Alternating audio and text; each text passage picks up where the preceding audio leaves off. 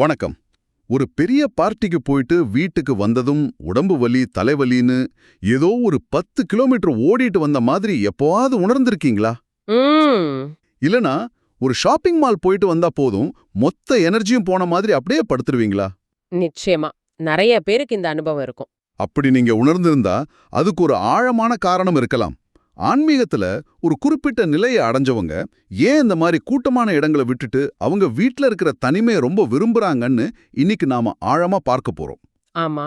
இதுக்காக நாம எடுத்துக்கிட்ட ஆதாரம் டாக்டர் பிரையன் வைஸ் என்பவரோட கருத்துக்களை விளக்குற ஒரு யூடியூப் வீடியோ. டாக்டர் வைஸ் கடந்த கால வாழ்க்கை நினைவுகள் மூலமா சிகிச்சை அளிக்கிற ஒரு புகழ்பெற்ற மனநலம் மருத்துவர். ஆமா. இன்னைக்கு நம்ம நோக்கம் இந்த தனிமை விருப்பத்தை ஒரு சமூக விலகலாவோ இல்ல பயமாவோ பார்க்காம அது ஏன் ஒரு ஆன்மீக வளர்ச்சியோட முக்கியமான அறிகுறியா இருக்கலான்னு புரிஞ்சுக்கிறது தான். சரி. ஒருவேளை நீங்க உணர்ற இந்த மாற்றம் உங்க ஆன்மீக பயணத்துல ஒரு இயல்பான கட்டமா இருக்கலாம். அத டாக்டர் வைஸோட பார்வையில விரிவாக பேசுவோம். சரி, முதல் விஷயத்துக்கே வருவோம். டாக்டர் வைஸ் சொல்ற முக்கிய கருத்து ஆன்மீக விழிப்புணர்வு ஏற்பட்டா நம்மளோட ஆற்றலை உணர்ற திறன், அதாவது எனர்ஜி சென்சிட்டிவிட்டி அதிகமாகுங்கிறது தான். இதுக்கு என்ன அர்த்தம்? ஒரு சாதாரண மனுஷன் கவனிக்காத விஷயங்கள் எல்லாம் இவங்களால உணர முடியுமா? சரியா கேட்டீங்க. அதுதான் விஷயம். இது ஏதோ சூப்பர் பவர் மாதிரி இல்ல. சொல்லப்போனா ஒரு கூட்டமான அறைக்குள்ள நுழையும் போது அங்க இருக்கிற ஒவ்வொருத்தரோட சந்தோஷம், கவலை, கோபம், பதட்டம்னு எல்லாத்தையுமா? எல்லா உணர்ச்சிகளையும் ஒரு ஸ்பாஞ்ச் தண்ணிய உறிஞ்சுற மாதிரி இவங்களால உறிஞ்சுக்க முடியும். இது வேணும்னே நடக்கிறதில்ல, அது தானா நடக்கும். ஓ, இதனால அவங்களோட மன அமைதி, அவங்களுடைய எனர்ஜெட்டிக் ஈக்குலிபிரியம், அதாவது ஆற்றல் சமநிலை ரொம்பவே பாதிக்கப்படும். ஓ, அதனாலதான் ஒரு கல்யாண வீட்டுக்கு போயிட்டு வந்தா ஒரு வாரம் டயர்டா இருக்கு போல. அப்போ வீடுங்கிறது வெறும் சுவர் இல்லையா? அது ஒரு சார்ஜிங் பாயிண்ட் மாறீங்களா? நிச்சயமா. அவங்களுக்கு வீடுங்கிறது வெறும் தங்குமிடம் இல்ல, அது ஒரு புனித சரணாலயம், ஒரு சேஃப் ஜோன். பாதுகாப்பான இடமா? ஆமா. வெளியுலகத்தோட இரைச்சல் இருந்து தங்களை பாதுகாத்துக்க தாங்கள் உள்வாங்கின ஆற்றல்களை எல்லாம் சுத்தம் செஞ்சு மறுபடியும் தங்களை ரீசார்ஜ் பண்ணிக்கிற ஒரு இடம். சரி. இதுக்கு நேர்மாறா ஒரு மால் மாதிரியான இடங்கள் அவங்களோட பேட்டரிய மொத்தமா ட்ரெயின் பண்ணிடும். அந்த வீடியோல டாக்டர் வைஸ் அன்கான்ஷியஸ் ஹீலர்னு ஒரு விஷயம் சொல்றார். அதாவது உணர்வில்லாத குணப்படுத்துபவர்னு. ஆமா. கேட்க நல்லாதான் இருக்கு. ஆனா இது ஒரு விதத்துல தன்னைத்தானே ரொம்ப உயர்வா நினைச்சுக்கிற மாதிரி இல்லையா? நான் ஒரு ஹீலர், அதனால எனக்கு சீக்கிரம் டயர்ட் ஆயிடுதுன்னு சொல்றது கொஞ்சம். நல்ல கேள்வி. அதுல ஈகோ வர வாய்ப்பு இருக்கு. ஆனா டாக்டர் வைஸ் சொல்றது அதில்ல. இது ஒரு தன்னிச்சையான செயல். தன்னிச்சையாவா? ஒரு குளத்துல கல்ல போட்டா அலைகள் உருவாகுது இல்லையா? அது மாதிரி இவங்க ஒரு இடத்துக்கு போகும்போது அவங்களுடைய இயல்பான உயர் அதிர்வெண் அந்த இடத்துல இருக்கிற குறைவான அதிர்வெண்களை சரி செய்ய முயற்சி பண்ணும். ஓ. அவங்களுக்கே தெரியாம அவங்க மத்தவங்களோட மனச்சுமைகளை, ஆற்றல் சுமைகளை உள்வாங்கி அதை சமநிலைப்படுத்த ஆரம்பிப்பாங்க. இதனால நாள் கடைசியில அவங்க ரொம்ப சோர்வடைஞ்சிருவாங்க. அப்போ வீட்ல அதிக நேரம் செலவு பண்றது சோம்பேறித்தனம் இல்ல, அது ஒரு விதமான ஆன்மீக சுகாதாரம்னு சொல்ல வரீங்க. கரெக்ட். வெளியே போயிட்டு வந்தா கை கால் கழுவுற மாதிரி ஆற்றல் குப்பைகளை சுத்தம் செஞ்சுக்கிற ஒரு வழி. எக்ஸாக்ட்லி. அது ஒரு புத்திசாலித்தனமான ஆன்மீக சுய பாதுகாப்பு. சரி, இந்த மாதிரி ஆற்றலை உணர்றது அவங்கள ரொம்ப சோர்வடைய செய்யுதுன்னு சொல்றீங்க. அப்போ அவங்களோட சமூக உறவுகள்லாம் என்ன ஆகும்? நண்பர்கள், உறவினர்கள் கிட்ட இருந்தும் விலக ஆரம்பிச்சுடுவாங்களா? இது படிப்படியா நடக்கும். டாக்டர் வைஸ் ஆன்மீக விழிப்புணர்வை பல கட்டங்களா பிரிக்கிறாரு. அப்படியா? ஆரம்ப நிலையில ஒருத்தருக்கு இந்த மாதிரி புது புரிதல்கள் வரும்போது அவங்க ரொம்ப உற்சாகமா இருப்பாங்க.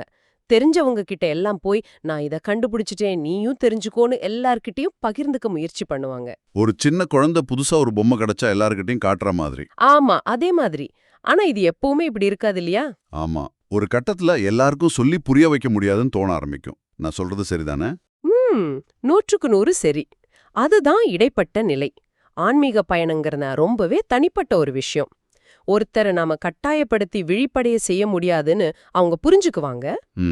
அப்போதான் அவங்க இயல்பாவே உள்நோக்கி திரும்ப ஆரம்பிப்பாங்க. இந்த சமயத்துல பல பேர் ஒரு விதமான ஸ்பிரிச்சுவல் ஹோம் சிக்னஸ், அதாவது ஆன்மீக இல்ல இயக்கத்தை உணர்வாங்க. இல்ல இயக்கம்னா இந்த உலகத்துல நம்ம தனியா இருக்கோம், நம்மள யாருக்கும் புரியல, நம்ம இங்க பொருந்தவே இல்லைங்கிற மாதிரி ஒரு ஃபீலிங்கா? அதேதான். இந்த பொருள் முதல்வாத உலகம் சின்ன சின்ன விஷயங்களுக்காக சண்டை போடுறது, கிசுகிசு பேசுறது, இதெல்லாம் அவங்களுக்கு ரொம்ப அந்நியமா தெரியும். சரி. ஆனா இதுல ஒரு முக்கியமான விஷயம் என்னன்னா, இது மத்தவங்கள விட தன்னை உயர்ந்தவரா நினைக்கிறது இல்ல. அந்த வீடியோல ஒரு அருமையான உதாரணம் சொல்வாங்க. ஆமா ஆமா, அந்த சாப்பாடு உதாரணம். நல்ல சுவையான தரமான உணவு சாப்பிட்டு பழகின ஒருத்தருக்கு திடீர்னு கொண்டு போய் ஒரு துரித உணவை கொடுத்தா அவங்களுக்கு அது பிடிக்காது. அது மாதிரி தானே? மிக சரியான உதாரணம். அதுபோல ஆழமான ஆன்மீக ஊட்டச்சத்த உணர்ந்தவங்களுக்கு மேலோட்டமான உரையாடல்கள் திருப்தி தராது. 1 மணி நேரம் உட்கார்ந்து அடுத்தவங்கள பத்தி பேசுறது, சினிமா கிசுகிசுக்கள், அரசியல் சண்டைகள். இதெல்லாம் அவங்களுக்கு ஆற்றல உறிஞ்சுற விஷயமா தெரியும். அவங்க ஆழமான அர்த்தமுள்ள உரையாடல்களை தேடுவாங்க. அப்ப முதிர்ந்த நிலையில அவங்க முற்றும் துறந்த முனிவர் மாதிரி ஆகிடுவாங்களா? உலகத்தை விட்டே ஒதுங்கிடுவாங்களா? இல்லவே இல்ல. அதுதான் சுவாரஸ்யம். முதிர்ந்த நிலையில அவங்களுக்கு ஆற்றல் இயக்கவியலை பத்தி ஒரு தெளிவான புரிதல் வந்துரும். ம். அவங்க உலகத்தை வெறுக்க மாட்டாங்க. ஆனா தங்களோட நேரத்தையும் கவனத்தையும் ஆற்றலையும் எங்க, எப்படி, யாருக்காக செலவு செய்யணும்னு ரொம்ப தெளிவா முடிவு பண்ணுவாங்க. இது பயத்தால் வர்ற தனிமை இல்ல, ஞானத்தால் தேர்ந்தெடுக்கப்பட்ட தனிமை. ஆமா. இந்த ஞானம் பத்தி பேசும்போது டாக்டர் வைஸ் எனர்ஜெட்டிக் சாவரனிட்டின்னு ஒரு வார்த்தை பயன்படுத்துறார். கேட்கறதுக்கு ஏதோ அரசியல் மாதிரி இருக்கு, ஆற்றல் இறையாண்மைன்னு. ஆமா. ஆன்மீகத்துல இதுக்கு என்ன அர்த்தம்? நல்லா கனெக்ட் பண்ணீங்க. நம்ம நாட்டுக்கு ஒரு எல்லைக்கோடு இருக்கு இல்லையா? யார் உள்ள வரலாம், யார் வரக்கூடாதுன்னு நாம தீர்மானிக்கிறோம். ஆமா. அதே மாதிரி ஒவ்வொருத்தருக்கும் ஒரு ஆற்றல் எல்லை, அதாவது ஆரா இருக்கு. அந்த எல்லைக்குள்ள எந்த மாதிரி ஆற்றல்களை அனுமதிக்கலாம், எதை அனுமதிக்க கூடாதுன்னு நாம முழுமையா கட்டுப்பாட்டை எடுத்துக்கிறது தான் எனர்ஜெட்டிக் சாவரனிட்டி. அப்போ மத்தவங்களோட கோபமோ கவலையோ நம்மள பாதிக்காம நம்மளோட அமைதியை பாதுகாத்துக்கிற ஒரு திறன் இது. சரியா சொன்னீங்க. ஓ, அப்போ அமைதியா இருக்கிறதுங்கிறது தனியா இருக்கிறது மட்டும் இல்ல, நம்ம ஆற்றலை பாதுகாத்துக்கிற ஒரு வழி. இதுதான் அமைதியில் கிடைக்கும் ஞானம் என்கிற கருத்தோட பொருந்தது இல்லையா? புரிதல்கள் எல்லாமே இரைச்சல்லையோ கூட்டத்திலயோ கிடைக்கிறதில்ல. அது அமைதியான உள்முகமான சிந்தனையில தான் கிடைக்குது. சரிதான். அதனாலதான் அவங்க தியானம், பிரார்த்தனை, சுய பரிசோதனைக்கு தனிமையை விரும்புறாங்க. சரி, இப்படி வீட்டுக்குள்ளேயே இருக்கிறது ஒரு சுயநலமான செயல் மாதிரி தெரியலையா? உலகத்துக்கு நாம எப்படி பங்களிக்க முடியும்? நோய்வாய்ப்பட்டவங்களுக்கு உதவ வேண்டாமா? கஷ்டப்படுறவங்களுக்கு ஆதரவா இருக்க வேண்டாமா? ரொம்ப முக்கியமான கேள்வி இது. இதுக்கு டாக்டர் வைஸ் சொல்ற பதில் உலகிற்கு வேறு வழியில் சேவை செய்தல். அது எப்படின்னு கொஞ்சம் சொல்லுங்களேன். இது எப்படின்னா, ஒரு கலங்கரை விளக்கத்தை கற்பனை பண்ணிக்கோங்க. அது கடல்ல தத்தளிக்கிற ஒவ்வொரு கப்பல்கிட்டையும் ஓடி போய் உதவி செய்தா? இல்ல. அது ஒரே இடத்துல உறுதியா நின்னு தன்னோட ஒளிய பிரகாசமா வீசுது. அந்த ஒளி வழிகாட்டுதல் தேவைப்படுற கப்பல்களுக்கு தானா வழிகாட்டுது. வாவ், அருமையான உதாரணம். அப்போ அவங்க தங்களோட மன அமைதிய, உயர் அதிர்வு நிலைய தக்க வச்சுக்கிறது மூலமாவே இந்த உலகத்துக்கு ஒரு சேவையை செய்றாங்கன்னு சொல்ல வரீங்களா? நிச்சயமா. அவங்களோட அமைதி, அன்பு, கருணை இது எல்லாமே ஒரு சிற்றலைய போல பரவி அவங்கள சுத்தி இருக்கிறவங்களையும் இந்த கூட்டு நனவையும் பாசிட்டிவா பாதிக்கும். இதுவும் ஒரு விதமான சேவைதான். இந்த மாற்றங்கள் எல்லாம் நடக்கும்போது நம்மளோட நட்பு வட்டத்துல பெரிய குழப்பம் வருமே. பழைய நண்பர்கள்ட்டேந்து விலகுற மாதிரி ஒரு உணர்வு, அவங்க நம்மள புரிஞ்சுக்கலையேங்கிற வருத்தம். இது எப்படி கையாள்றது? இது ஒரு தவிர்க்க முடியாத ஆனா அவசியமான ஒரு கட்டம். இத doctor Weiss social detox period, அதாவது சமூக நச்சு நீக்க காலம்னு சொல்றார். Social detox. ஆமா. நம்ம ஆன்மீக வளர்ச்சிக்கு பொருந்தாத பழைய உறவுகள், நட்புகள் தானாவே உதிர ஆரம்பிக்கும். இது கம்பளி பூச்சி பட்டாம்பூச்சியா மாறும்போது அதோட பழைய தோலை உரிக்கிற மாதிரி. கொஞ்சம் கஷ்டமா இருக்கும். கொஞ்சம் வலிக்கலாம். ஆனா அந்த வளர்ச்சிக்கு அது அவசியம். இது கூடவே வைப்ரேஷனல் மேட்சிங்னு ஒண்ணு வருமே, அதிர்வு பொருத்தம். ஆமா. இது எப்படின்னா, நாம ஸ்கூல் படிக்கும்போது ஒருத்தர் நமக்கு பெஸ்ட் ஃப்ரெண்டா இருந்திருப்பார். ஆனா காலேஜ் போனதும் நம்ம ஆர்வமும் அவரோட ஆர்வமும் மாறி அந்த பழைய நட்பு இயல்பா குறைஞ்சிரும். ஆமா, அது உண்மைதான். அது மாதிரி தான் இதுவும். தப்பு யார் மேலயும் இல்ல, 2 பேரோட வைப்ரேஷன், அதாவது அதிர்வெண் மாறிடுச்சு. அப்போ உறவுகளோட எண்ணிக்கை முக்கியம் இல்லையா? இந்த நிலையில உறவுகளோட எண்ணிக்கையை விட தரம் தான் முக்கியமா தெரியும். ஆழமான உண்மையான ஒரு சில நண்பர்களே போதும்னு தோணும். அப்போ இது ஒரு விதமான ஆன்மீக பொருளாதாரம் மாதிரி. நம்ம கிட்ட ஒரு 100 ரூபாய் இருந்தா அதை யோசிச்சு செலவு பண்ணுவோம் இல்லையா? ஆமா. அது மாதிரி நம்ம ஆற்றலையும் ஒரு பட்ஜெட் போட்டு எது நமக்கு லாபம் தருது, எது நஷ்டம் தருதுன்னு பார்த்து செலவு பண்ணணும். பர்ஃபெக்ட். அதுதான் ஸ்பிரிச்சுவல் எக்கனாமிக்ஸ். எந்த மனிதர்கள், எந்த செயல்கள், எந்த இடங்கள் நம்ம ஆற்றலை உயர்த்துது, எது குறைக்குதுன்னு கவனிச்சு புத்திசாலித்தனமா முதலீடு செய்யறது. இவ்ளோ விஷயங்கள் நடக்கும்போது அவங்களுக்கு வீடுங்கிறது வெறும் 4 சுவர் இல்ல, அது ஒரு கோயில் மாதிரி ஆகிடுதுன்னு சொல்ல வரீங்க. கோயில்னு சொல்றதை விட ஒரு புனிதமான இடமாவே மாறிடும். அவங்க அன்றாட வேலைகள்ல கூட தெய்வீகத்தை காண ஆரம்பிப்பாங்க. ஓ! பாத்திரம் கழுவுறது ஒரு தியானமா மாறும். தோட்டம் பராமரிக்கிறது ஒரு பிரார்த்தனையா மாறும். ஒவ்வொரு சின்ன செயலையும் முழு கவனத்தோட செய்யும்போது அதுவே ஒரு ஆன்மீக பயிற்சியாகிடும். இதுக்கு மேலேயும் ஒரு படி இருக்குன்னு அந்த வீடியோல சொல்றாங்க. டைமென்ஷனல் சென்சிட்டிவிட்டின்னு. ஆமா. அதாவது பரிமாண உணர்திறன் அப்படின்னா என்ன? பேய் பிசாசு பார்க்கறதா? அப்படி இல்ல. இன்னும் நுட்பமான விஷயம். அதாவது ஒரு ரூம்குள்ள போன உடனே அங்க இருக்கிறவங்களோட மூட் மட்டும் இல்லாம அந்த இடத்துக்கே ஒரு ஃபீல் இருக்கும் இல்லையா? ஆமா, சில இடத்துல நிம்மதியா இருக்கும், சில இடத்துல ஒரு மாதிரி. பதட்டமா இருக்கும். அந்த உணர்திறன் ரொம்ப அதிகமாகிறது தான் இது. இவங்களால மத்தவங்க உணராத நுட்பமான ஆற்றல் பரிமாணங்கள, ஒரு இடத்தோட அதிர்வுகள உணர முடியும். ஓ! இதனால தான் கூட்டமான இடங்கள் அவங்களுக்கு இன்னும் அதிகமா தொந்தரவு கொடுக்குது. அங்க மனுஷங்களோட உணர்ச்சி குழப்பம் மட்டும் இல்ல, ஆமா. பலவிதமான ஆற்றல் பரிமாணங்களோட குழப்பமும் இருக்கு. ஒரு தகவல் வெள்ள மாதிரி. மிகச்செவி. Information overload.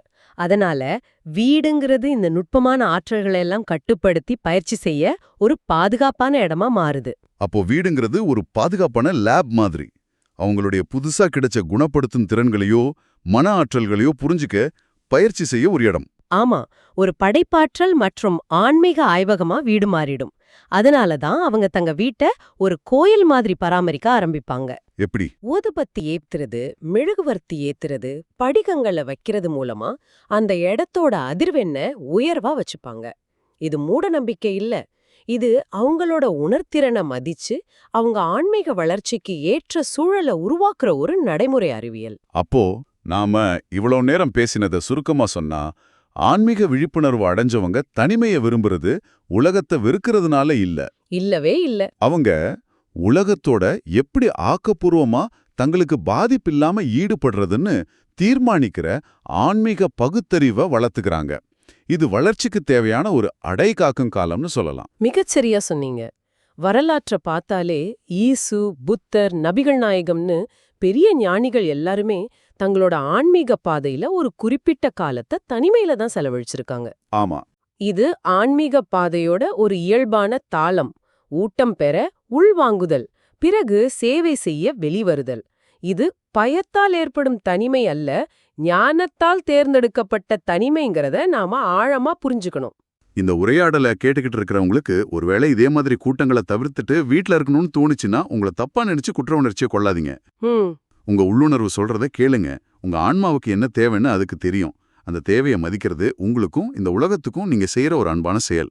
இறுதியா உங்களுக்காக ஒரு சிந்தனை.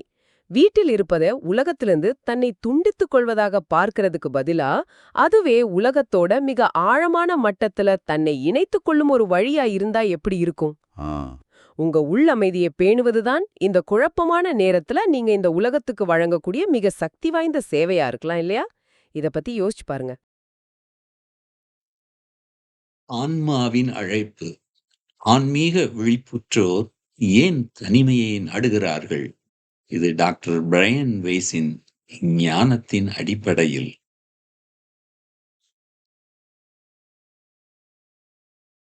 இந்த உள்ளுணர்வை நீங்கள் உணர்ந்தது உண்டா? சமூக கூட்டங்கள் தரும் ஆரவாரத்தை விட வீட்டின் அமைதி ஏன் உங்களுக்கு பிடித்திருக்கிறது? முன்பை விட இப்போது ஏன் வெளி உலகம் உங்களை அதிகம் சோர்வடையச் செய்கிறது? மேலோட்டமான உரையாடல்கள் ஏன் உங்களை வெறுமையாக்குகின்றன?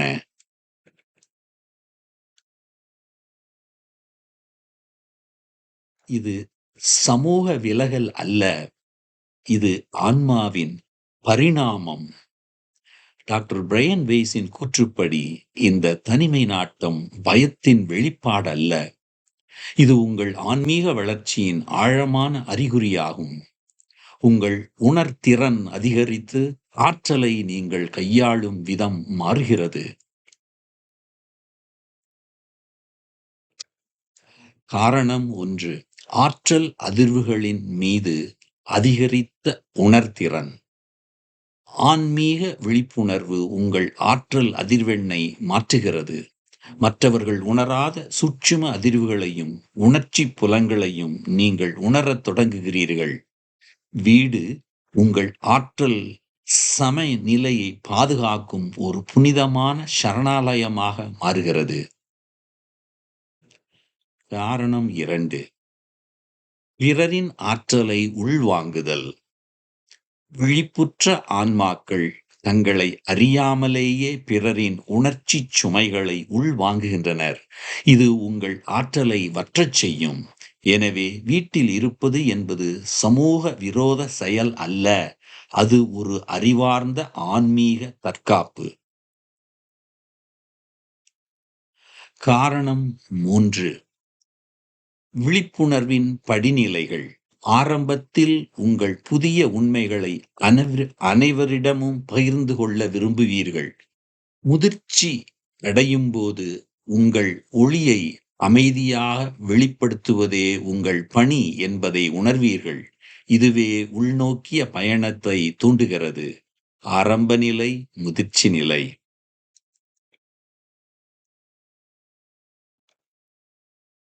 காரணம் 4, ஆன்மீக இல்லத்து ஏக்கம். பொருள் சார்ந்த உலகில் நீங்கள் ஒரு அந்நியரைப் போல் உணரலாம். ஆழமான உரையாடல்களுக்காக இயங்குவீர்கள்.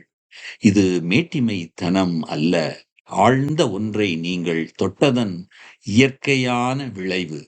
சுவையான உணவை உண்டவர் துரித உணவை விரும்புவதில்லை. செயல்முறை. சமூக பழக்கங்களிலிருந்து விடுதலை. பழைய நட்புகளையும் செயல்பாடுகளையும் விட்டு விலகுவது ஒரு அத்தியாவசியமான மறுசீரமைப்பு காலம். கம்பளி பூச்சி வண்ணத்து பூச்சியாக மாறும்போது பழைய சமூக வட்டத்தில் இருப்பதில்லை. இது உங்கள் வளர்ச்சிக்கான அடைகாக்கும் காலம்.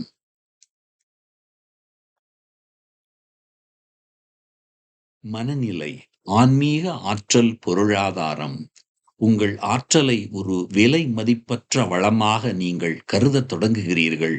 எது உங்களுக்கு ஊட்டம் அளிக்கிறது, எது உங்களை வற்றச் செய்கிறது என்பதை அறிந்து புத்திசாலித்தனமாக தேர்வு செய்கிறீர்கள். இது உங்கள் ஆற்றலை நனவுடன் நிர்வகிப்பதாகும். ஊட்டம், சோர்வு.